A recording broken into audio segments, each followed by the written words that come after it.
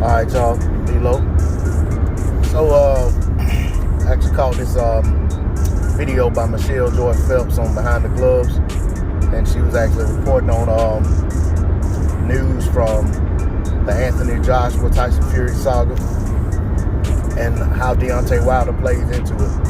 And she seemed to be shocked and astonished about what she was finding out, which kind of blows my mind because it's the information's been there the whole time, and everything that she said that she recognized and was starting to actually take into consideration, it's been there the whole time. And I think she wanted to see that fight, she just missed it. You know what I'm saying? Want to see that fight and want to see Undisputed so bad that she overlooked what was right there in front of her face. A lot of people are doing that.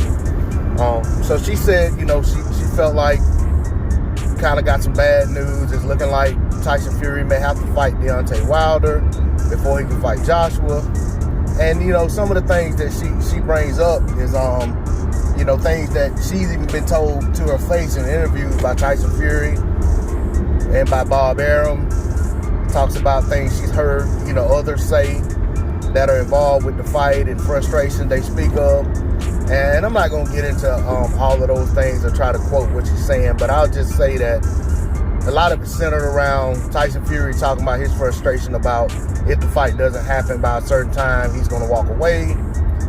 You got Bob Arum saying things like, well, we may have to go ahead and breathe life into Deontay Wilder. And Tyson Fury may have to fight Anthony Joshua may have to fight Usyk, who's on one of his mandatories. And then they come together and fight later. And then, you also have the aspect of Anthony Joshua's trainer, who is also the amateur trainer for the Olympic team, who will be tied up and unavailable to train Joshua if they have a fight during a certain time frame. We'll put it like this: if they have a fight while the Olympics is going on. So, with all of that being said, with that being the case, we know there's a lot of factors going in, a lot of things telling us that this fight probably is not fixing to happen right away. And you talking about 3 high-profile fighters all sitting around not fighting because they're waiting until later in the year when 2 of them haven't fought in over a year now. It just doesn't make rational sense. So, to me, it makes all the sense in the world that it's quite possible that Anthony Joshua and Tyson Fury won't be fighting next, regardless of all the announcements that come out about this was signed and that was signed. We were watching the fight the weekend, the Navarrete fight, on Marlowe's Corner. Shout out to Marlowe's Corner. We were watching the fight, and they were calling the fight, and of course, we're all watching it individually. They weren't streaming the fight. I'm not saying that, but anyway, and they flashed the announcement up about the record site fee and all of that, and this, that, and the other. But the way they were saying it, you could tell there was like an asterisk in there. But they were trying to sell it as if this fight's about to happen and this is what's going on. It's like they keep doing things to try to make fans get excited and think that the fight's about to happen. And then these fans come on to other platforms talking crazy, as if the fight's going to happen, and Deontay Wilder's just some desperate fool who doesn't have a shot at getting this fight and this, that, and the other. Quite frankly, with everything that's being said, these people are kind of telling you that everything hinges on how things play out in legality when it comes to Tyson Fury and Deontay Wilder. If that does, depending on how that turns out, nobody's moving.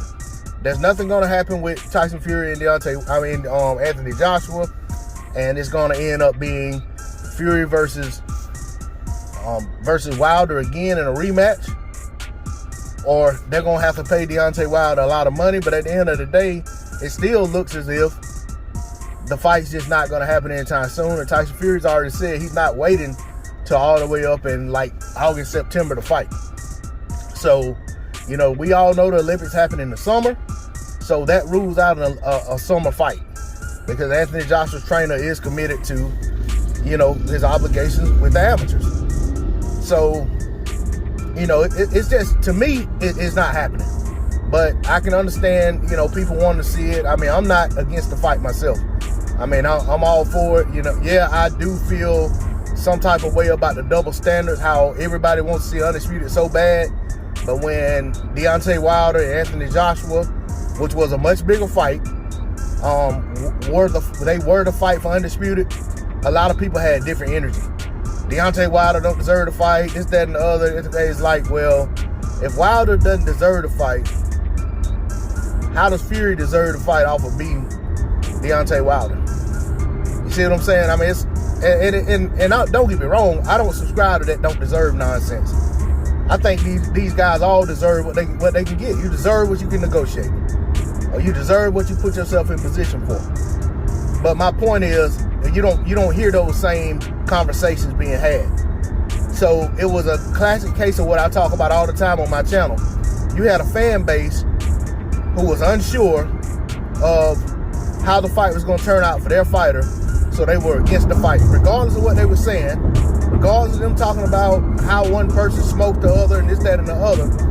You had people who were saying one thing but secretly hoping the fight didn't happen, so they could always hold on to, I was supporting this guy and the other guy was ducking. And that's if the fight never happens between Wilder and Joshua, those people will probably take that to their grave. But that's all I got to say on the subject. Hopefully they can get this fight over the line one way or another, whether that be after a step aside money being paid to Wilder, or whether it be that we get Tyson Fury and Deontay Wilder, and then the winner gets Joshua. Whatever it is, I do want to see Undisputed at heavyweight. It is big. It's a big deal. It's monumental for the division and for the sport. And the good thing about heavyweight is the guy who becomes Undisputed at heavyweight, he's not going to go up another division. He's not going to drop down a division. He's going to more than likely campaign as an Undisputed fighter and defend his titles and have an Undisputed reign. Unless it's Tyson Fury, of course. He may become Undisputed and walk away.